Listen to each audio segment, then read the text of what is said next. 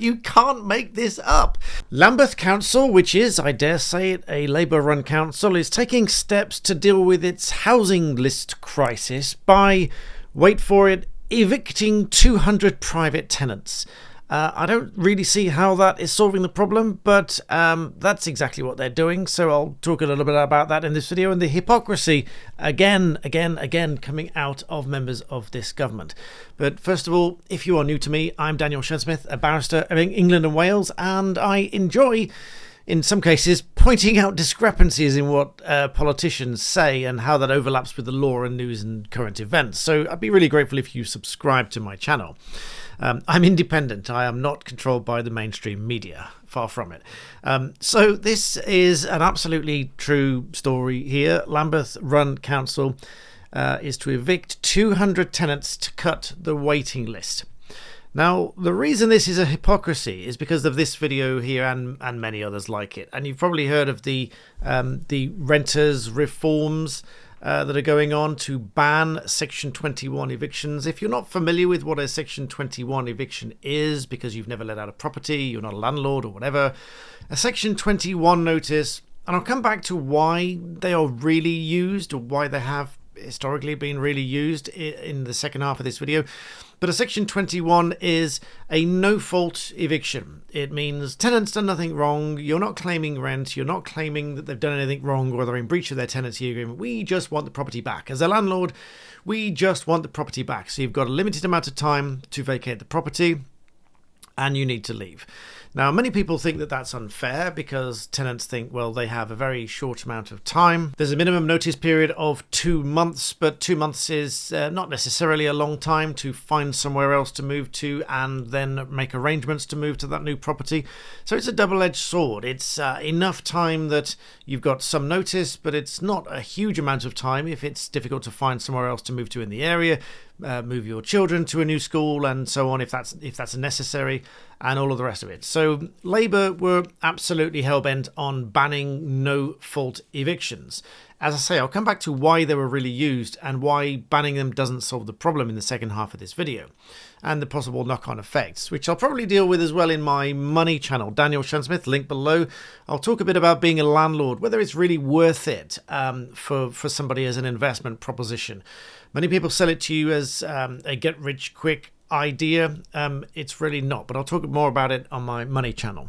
But back to the hypocrisy of people behind this ban.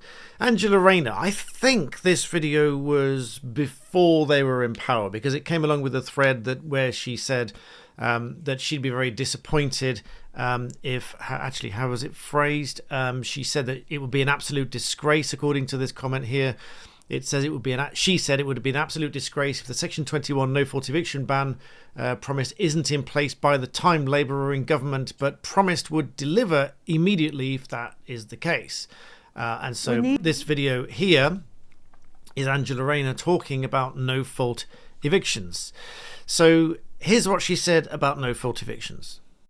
We need to ban, and we need to enforce that ban. I mean, one of the things, and I think this is quite crucial as well, you can talk about legislation, you need enforcement, and that's missing out of the system at the moment, whether we talk about rents or whether you're talking about the Section 21's enforcement is missing from that. But culture, you need a cultural shift.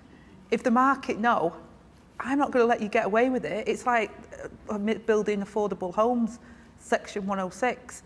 I'm going to enable councils and I'm going to enforce it. Developers, you have an obligation. I'm going to make sure you carry out your obligations. And by signalling that that's where we're going, people won't think they can get away with it. At the moment, this government is not prioritising and not signalling that they want to stop it. So as I said, this was before they were in power, so a very firm words to ban Section 21 no-fault evictions. But coming back to this story, Lambeth is evicting more than 200 private tenants because of the waiting list. They say that these are being evicted to house families that are otherwise living in temporary hotels and bedsits, which is an expense that costs the borough £28 million a year. They blame the £70 million deficit on housing, said that more than 4,700 homeless families are currently living in unsuitable and expensive temporary accommodation, and 1,300 more than 2 years ago. Now, as a result of that, private tenants, around 160 families, over 200 people, have now been served with a Section 21 notice by the council, bearing in mind the amount of force behind the argument that they wanted to ban no-fault evictions. And so they have a home because they are, albeit they're privately renting it, but is that not the people that they are said to be protecting, private renters, protecting them from no-fault evictions? Now they are evicting with no fault over 200 people to make space for those that they've got in temporary accommodation. Now, granted, this is not to say that those in temporary accommodation are in the best of worlds and they don't need more support, etc. But is this not a little bit like the NHS freeing up some beds by killing 200 patients? I mean, if they're in hospital in that scenario, they're in hospital for a reason, and to free up the beds, what are they going to do? Cure the disease by killing the patient? I mean, this is a really bizarre situation. This is literally what they're doing here. They are freeing up these houses by kicking these families out, who, I mean, many of whom, granted, will go on to find somewhere else to live and so on, but many of them have said that they cannot afford to rent somewhere else because, obviously, if there's a high demand in the area, particularly if there is a snap high demand in the area, the prices will go up, which is the bit I'm going to talk about in the second half of this video and on my money channel, link below. The prices will go up. So if people suddenly have to find somewhere else to live, the demand is up. And if the landlords are under more stress and pressures, their prices will go up. More about that again a bit later. But if the prices of moving and the prices of renting somewhere else are going up, many of these families are simply not going to be able to afford another home in that area. So consequently, they are going to have to move out of the area, meaning they're going to have to move their children out of schools and so on, and uplift their whole life elsewhere. And not to mention the moving costs and everything else, and application fees or whatever it is they have to pay to move in these days. Some people say here it is unjust and unethical. They've been campaigning for the council to reverse the decision. The tenant's been told that she must vacate the home by April. She said the Labour ran its party campaign on the premise that it will abolish Section 21 evictions, yet in Lambeth the Labour Council is serving its own residents with Section 21. You can't make this up. Labour ran this campaign saying that they want to ban no-fault evictions because they think they're unfair. And now a Labour-run council is evicting over 200 of its own tenants from private housing. You really can't make this up. Now, back to no-fault eviction Section 21. As a barrister who's been to court many, many times over landlord-tenant issues, it wasn't an absolute particular focus of mine, but it's one of the run-of-the-mill things that, as a sort of common law practitioner, where you do a lot of different types of cases, you do a fair amount of landlord-tenant issues. Disrepair claims, rent arrears claims, Section 21 evictions, and all the rest of it. Now, for a landlord to rely on a Section 21, there is a very sharp checklist that the landlord has to comply with. And if the landlord doesn't literally tick all of those boxes, the landlord will not get an order for eviction. So there are safeguards in place here. Things like the gas certificate, things like an electrical testing certificate, things like providing them with the renter's guidance book, or whatever they call it these days. All of these things, they have to be provided. They have to be up to date. They have to, if there's a deposit, it has to be protected within a very short space of time with a registered provider. All of these things. If the landlord hasn't ticked all of those boxes, then they will not get a Section 21 in the usual way. They will have to go through a normal route, a normal claim route, which takes a lot longer, which takes many, many, many months, if not in some areas 12, 18 months it might take to get through all the way through in a normal procedure. Even a Section 21 can take 6, 12 months or whatever before you've given the 2-month notice period, then you've made the application to court, you're waiting for the court to come back, you get a date, there might be delays, and before you know it, you might have passed a year just on a normal Section 21, which is supposed to be the quicker route. An accelerated Section 21 is where everything is absolutely ticked off properly, and that is obviously much quicker. But that is a no-fault eviction. Now, why is it that landlords have typically done that in the past?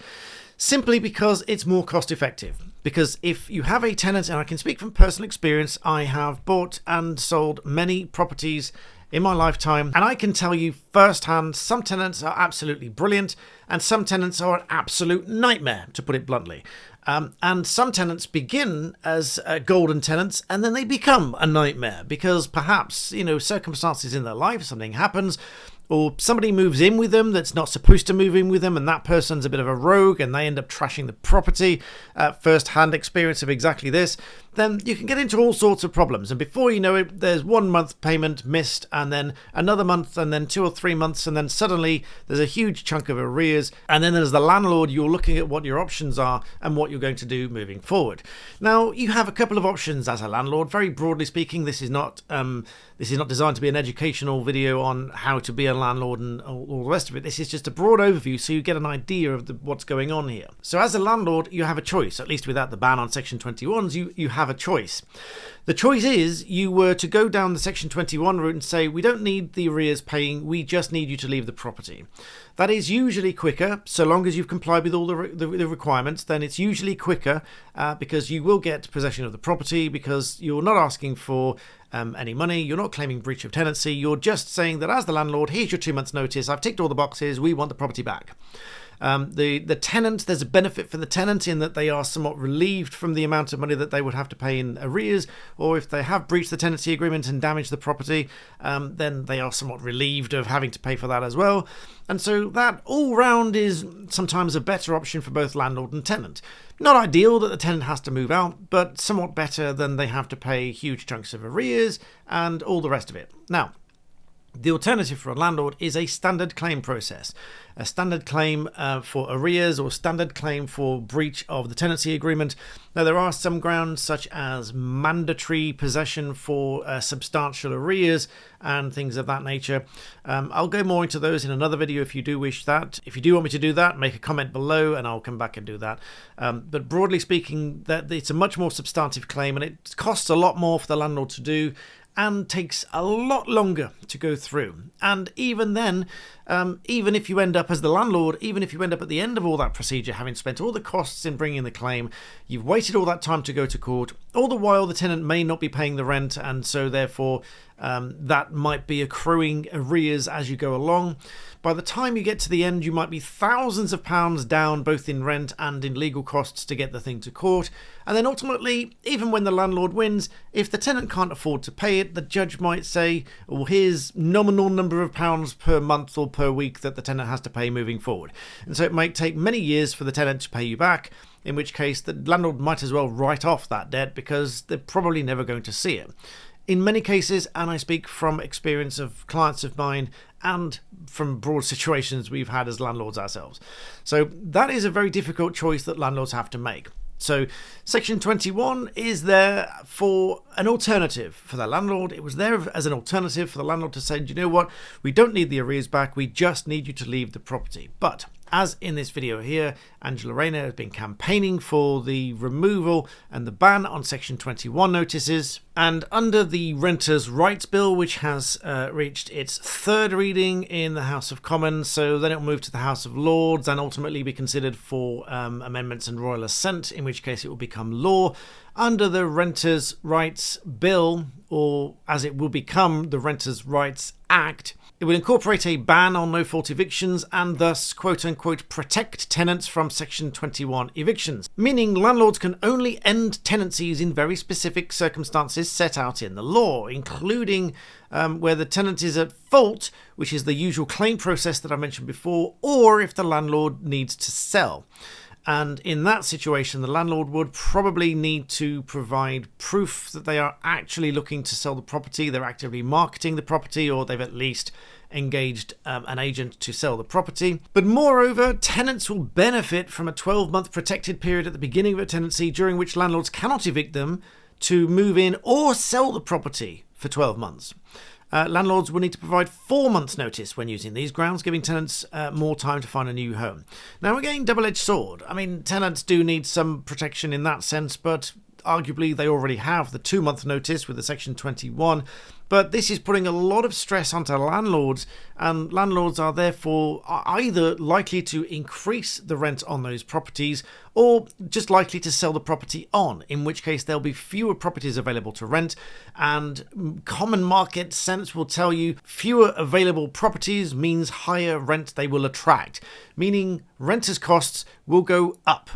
That is basic supply and demand. If there are fewer available properties to rent, then the price of those is going to go up, because if they are only available to sell and the renters can't afford to buy, then obviously they are limited to those that are available to rent. So I'll talk a bit more about that on my money channel, about the reality of being a landlord, what it costs, and what sort of money you need to have around as some sort of safety net, all those kind of things from personal experience, having bought and sold many properties over my time, dozens in fact. So I'll talk about that on my money channel, link below. But let me know what you think about this. This is sheer hypocrisy. On the one hand, arguing and fighting tooth and nail to ban no-fault evictions, Section 21s, and even on their website, the Lambeth Council talks about protections from Section 21 and so on. But at the same time, they are evicting over 200 people from one of its own Labour-run councils. You cannot make this up. Let me know your thoughts and comments in the box below. Let me know if you want any more content on specific areas. And as always, thank you for watching.